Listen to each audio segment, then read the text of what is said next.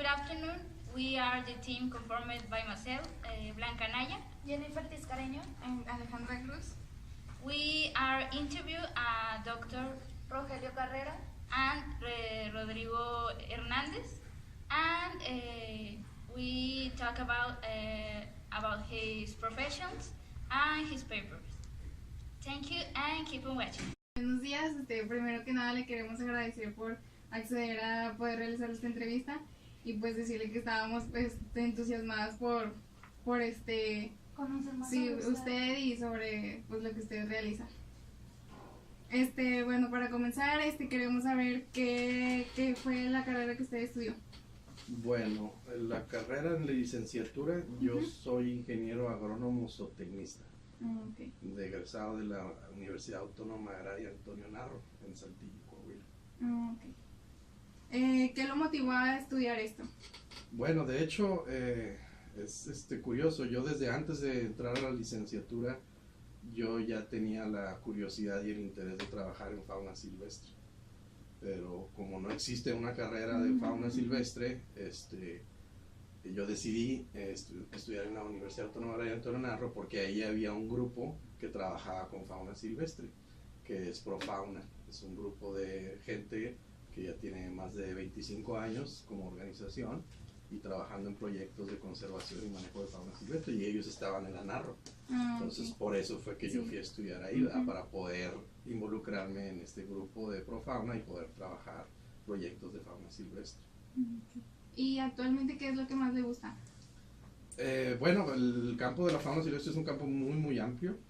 Involucra muchísimas actividades diferentes y en general me gusta todo el campo, ¿no? Que abarca la fauna silvestre. Sin embargo, donde más he trabajado en los últimos años sobre todo es principalmente en manejo y conservación de grandes carnívoros, ¿no? Los carnívoros, tenemos diferentes especies de carnívoros aquí en México, algunos están en peligro de extinción, otros no, pero todos tienen muchos retos en cuanto a su manejo y conservación en nuestro país, y en los últimos años hemos estado trabajando mucho en esa línea, ¿no? Con carnívoros, grandes carnívoros. ¿Y qué es lo que menos le gusta o le ha gustado? Bien, la verdad, siempre, y esto creo que te lo va a decir cualquier persona que trabaje en el medio, lo más complicado son las relaciones humanas. Eso siempre es lo más complicado, ¿no?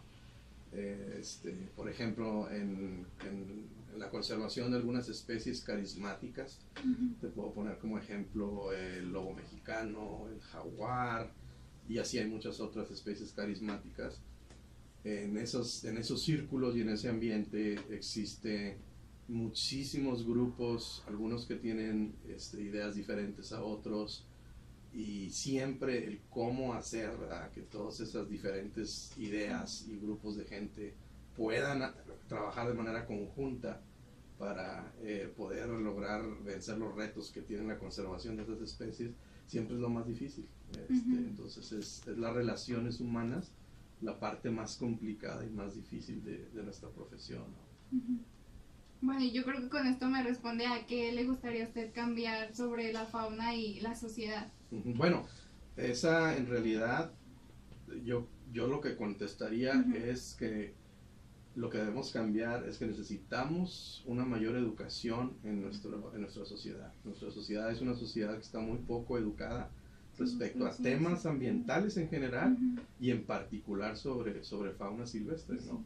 Y hoy en nuestros días nos damos mucho cuenta de eso con el uso de las redes sociales, cómo la gente verdaderamente no tiene una idea clara de lo que involucra el manejo y conservación de las especies, ¿no? Entonces, eso lo único que nos muestra es la falta de educación que hay en nuestra sociedad sobre este tema, y eso es lo que me gustaría cambiar, y eso es en lo que también trabajamos.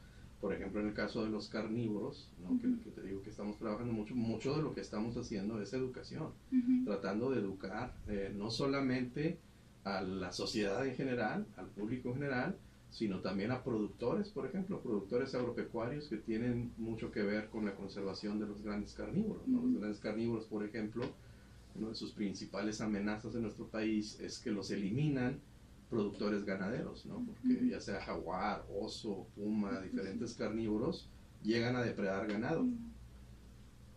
Y cuando sucede eso, los productores de ganado, pues lógicamente no ven con buenos ojos a estos carnívoros. ¿Y qué es lo que hacen? Pues los eliminan, ¿no?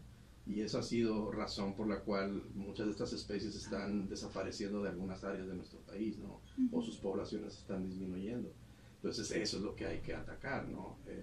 Cómo educar a esos productores para que ellos aprendan a convivir con los carnívoros. Los carnívoros estaban ahí desde antes que estuvieran ellos, ¿no? Siempre han estado ahí.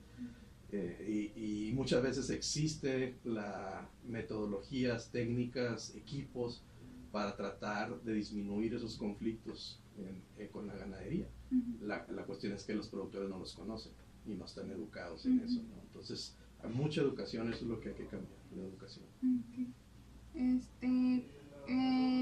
¿Usted cuántos artículos tiene publicados? Tengo alrededor de 21 ahorita publicados. Y van pues de diferentes temas, ¿no? Principalmente grandes mamíferos. ¿Y con qué personas usted colaboró para realizar estos? Pues muchos. Yo mi posgrado lo hice en la Universidad de Texas Tech y ahí fue donde empecé a publicar artículos. Entonces los primeros colaboradores con los que trabajé fueron en la Universidad de Texas Tech. Pero más adelante, ya que terminé mis estudios y regresé a México, hemos estado colaborando con muchísimas otras instituciones de gobierno también, y también instituciones educativas con otros investigadores con los que colaboramos. Puedo mencionar que, por ejemplo, la Universidad Autónoma del Estado de México, estamos trabajando mucho con ellos. Estamos trabajando mucho con la Comisión Nacional de Áreas Naturales Protegidas, también muy de cerca con proyectos de conservación de carnívoros en áreas naturales protegidas con la CONAMP. Estamos colaborando con muchísimas organizaciones de conservación, como Profauna mismo, ProNatura Noreste, OBIS, diferentes organizaciones que trabajan en conservación. Entonces hay mucha colaboración, sí. Y en base a su artículo sobre la dieta del lobo mexicano, ¿cuáles fueron los métodos que utilizaron? Bueno, de hecho, pues ese es un trabajo interesante porque es el primer trabajo científico que se hizo sobre el lobo mexicano en vida libre, ¿verdad? Los lobos mexicanos desaparecieron y terminamos con ellos en Estados Unidos y México antes de que siquiera pudiera haberse estudiado la especie. No había estudios sobre la especie. La especie más o menos desapareció en la década de los 70, tanto en Estados Unidos como en México, los últimos lobos. De hecho, los últimos lobos se capturaron en esa década de los 70 y se inició con eso un programa de reproducción en cautiverio con esos lobos. Y antes de la década de los 70 y en los 70 no existía ningún artículo o investigación científica sobre el lobo mexicano. Es precisamente este trabajo que hicimos nosotros, el primero que se hizo ya con una población de lobo mexicano en vida libre. Había investigación sobre el lobo mexicano, pero todo con lobos en cautiverio, ¿verdad? En zoológicos o en centros de reproducción, pero no con una población natural. Entonces el gobierno de Estados Unidos en 1997 inició un programa de reintroducción del lobo en Estados Unidos, donde soltaron los primeros lobos en una región en la frontera entre Arizona y Nuevo México. Se llama el Blue Range, esa área de ahí. Es una zona boscosa de sierra, muy grande, son terrenos muy amplios. Ahí se soltaron los primeros lobos.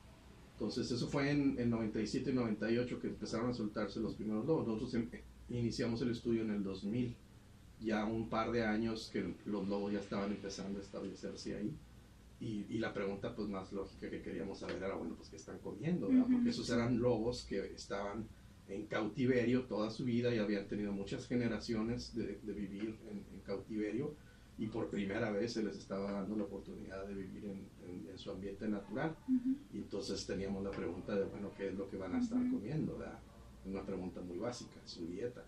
Y eso fue lo que hicimos entre el 2000 y 2003. Estuvimos siguiendo a esos lobos que estaban estableciéndose para recolectar las excretas. Y las excretas, una vez recolectadas, recolectamos de hecho más de 1800 excretas en ese periodo, y todas ellas las llevamos al laboratorio, y en el laboratorio lo que se hace es que las desmenuzamos, las abrimos para ver el contenido, qué es lo que tienen adentro. Y adentro de las excretas de los carnívoros vamos a encontrar restos de las presas que consumieron y que podemos identificar, ¿verdad? Como pelo, huesos, encontramos por ejemplo escamas de reptiles, plumas de aves, y con eso nosotros podemos estudiar qué fue lo que estuvieron comiendo los lobos. Entonces esa fue la técnica que utilizamos para ese estudio. Sí, pues eso nos responde a nuestra pregunta de profundizar un poco más sobre el tema de su artículo. Y bueno, para finalizar, conocer sobre su mejor experiencia o mayor aprendizaje en el tiempo que ha ejercido en su carrera, en su dedicación. Ajá, aprendizajes, pues muchísimos. Sí, Difícil elegir uno, ¿verdad? Pero bueno, yo creo que te podría decir otro estudio que hice con venado bura en el estado de Arizona, y ese fue un estudio muy interesante que también fue un gran aprendizaje para mí. Y es un estudio de largo tiempo porque en ese estudio estuvimos investigando cuál era el efecto de diferentes factores en la dinámica poblacional del venado bura, y esto lo hicimos en el estado de Arizona. En el estado de Arizona las poblaciones de venado bura habían estado disminuyendo por muchas décadas, y diferentes investigadores decían diferentes razones. No estaba claro cuál era la razón. Algunos indicaban, por ejemplo, que estaba relacionado con las sequías, ¿no? Pues estamos en el desierto de sonorense en Arizona, es una zona desértica. Lógicamente muchos indicaban que pues esa era la razón, que eran las sequías más frecuentes en las últimas décadas, y eso estaba teniendo un impacto en los venados. Otros hablaban incluso también de la supresión del fuego, decían otros ecólogos, ¿no? Es que toda esa región de Arizona se ha suprimido el fuego y no se ha permitido que se regenere la vegetación, y eso ha disminuido la calidad del alimento para los venados. Esa era otra de las posibles teorías, ¿no? Y otra de las teorías era, o otros investigadores señalaban, no, es que es la depredación. O sea, hay depredadores que están consumiendo al venado bura hasta el punto en el que han estado causando que disminuya. Pues no estaba claro, ¿no? Había muchas opiniones, o bueno, hipótesis, ¿no? Que se habían planteado por muchos años. Y a mí me tocó hacer un experimento y hacer un estudio de largo plazo para tratar de identificar, bueno, de todos esos, cuál es la razón, ¿no? Y entonces fue un gran aprendizaje ese estudio, porque usando una exclusión a prueba de depredadores estudiamos una población controlada, por decir así, en una exclusión de 265 hectáreas, donde teníamos una población de venados bura, y la estuvimos estudiando desde que se estableció la exclusión en 1971 hasta el 2008. Todo ese tiempo estuvimos midiendo parámetros poblacionales de esos animales adentro. Y ya cuando yo participé en 2004, empecé yo a trabajar ahí. Estuve 4 años en esa área. Hicimos más estudios más profundos sobre la nutrición, la dieta, la reproducción de los venados, y eso nos llevó, ¿verdad?, a establecer la razón, y lo que encontramos fue que ahí la principal fuerza que estaba causando la disminución en los venados, o lo que le llamamos el principal factor limitante, era la depredación, principalmente por pumas, ¿no? Que estaban consumiendo las crías de los venados y no permitía que creciera la población. Bueno, pues pues sí, muchas gracias, ¿Sí? maestro, ¿Todo? Muy bien, por de su nada. tiempo. De nada. Sí, muchas gracias. Que les vaya